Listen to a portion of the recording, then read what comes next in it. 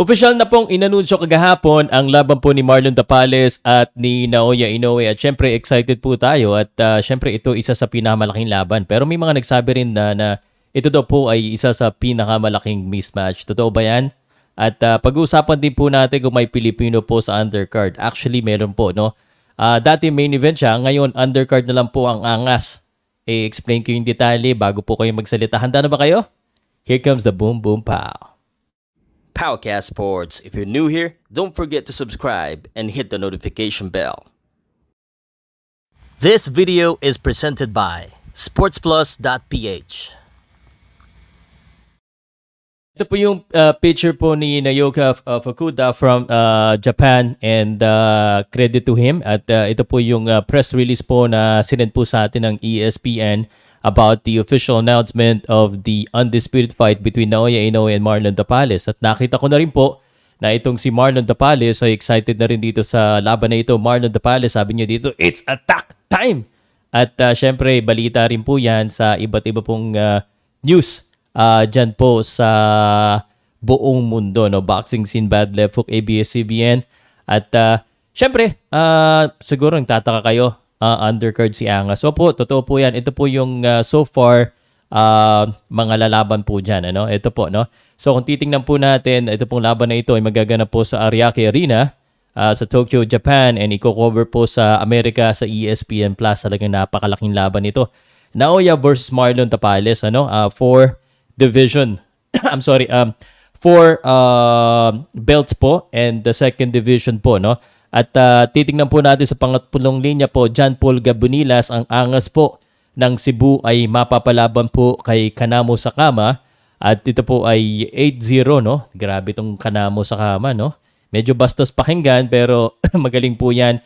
At kung maaalala nyo po, si John Paul Gabonilas po ay huling lumaban po kay Miel Fajardo in a very surprising and quick finish po kay Miel Fajardo, who is also one of our boxing prospects. Now, itong si John Paul Gabonilas, back-to-back hard fight po ito dito sa Japan. At sa tingin ko, medyo dihado siya dito sa pagpasok sa Japan. But ang maganda kay John Paul Gabonilas, meron po siyang lakas at condition po ito lagi.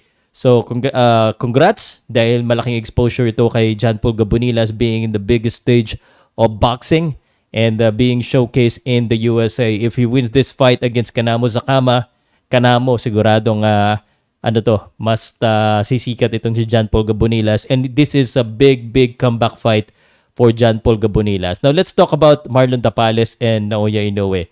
Marlon Tapales, Naoya Inoue, certainly the biggest fight. Pero mga nagsasabi dyan, at medyo nakakalungkot, syempre. But syempre, yung mga kanya-kanya tayong opinion, sabi nila, this is the biggest or one of the biggest daw underdog or mismatch.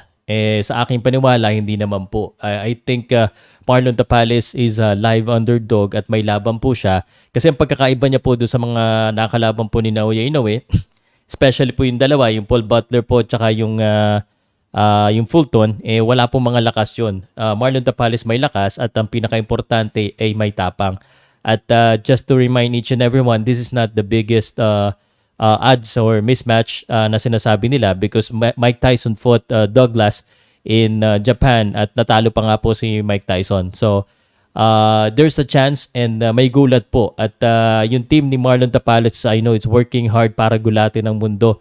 Ang tanong, kayo po sa mga nakikinig at nanonood po ngayon, sa tingin nyo ba kayong gulatin ni Marlon Tapales ang mundo? At marami po tayong updates na sasabihin kay Marlon Tapales, gaya po sa Baguio po siya mag-training para acclimate sa timbang. At i-comment nyo lang po dyan kung ano po sa tingin nyo yung odds. Kumari lang, sige ang last question ko sa inyo, sa 100%, hatiin po natin. 50-50, 60-40, 70-30, 90-10, ano po sa tingin nyo ang odds dito sa kay Marlon Tapales at kay Naoya Inoue? Let me know on the comment section. Salamat.